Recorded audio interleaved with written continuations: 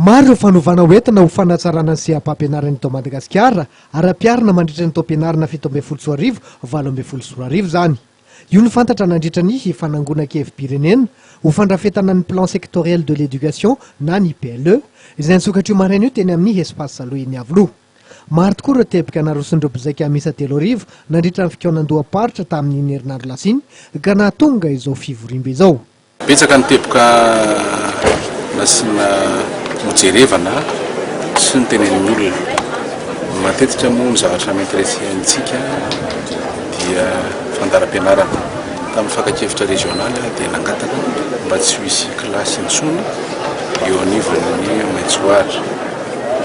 Izany hoe décale kely amin'izao rentrée octobre zao zany fa tokony any amin'ny volana mars na avril dia tapitra volana décembre ny fianarana. Eo ihany koa ny teny entina mampianatra izay samihafa amin'ny teny ianarana any an-tsekoly. Ny tanjona dia mba moramora ny fampianarana mampianatra ny fampianarana mamaky sy mikajy ny ankizy mamaky teny manoratra mikajy.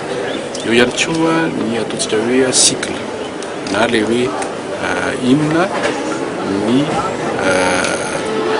éducation fondamentale amin'izao fotoana izao. Amin'izao fotoana izao dia éducation fondamentale dia enina taona, 5 taona. Izany hoe taona voalohany hatramin'ny taona faha-5. Zava-dehibe tokoa ny fanamafisana ny fototra satria tokony hifanaraka amin'ny zavatra takian'ny firenena ny zavatra omen'ny fampianarana rehefa tonga any amin'ny ambaratonga ambony mba tsy hivangongo intsony ireo mpianatra manana diplôma marobe kanefa tsy hanasa.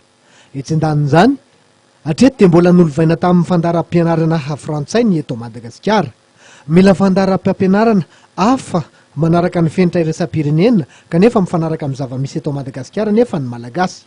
Ho fampiroboroboana ny sehatry ny fampianarana dia nitapahana nandritra ny filakevitry ny minisitra tamin'ny herinandro lasiny fa ny 20 isan-jaton'ny teti-bola-panjakana dia atokana amin'ny seha-panabeazana avokoa.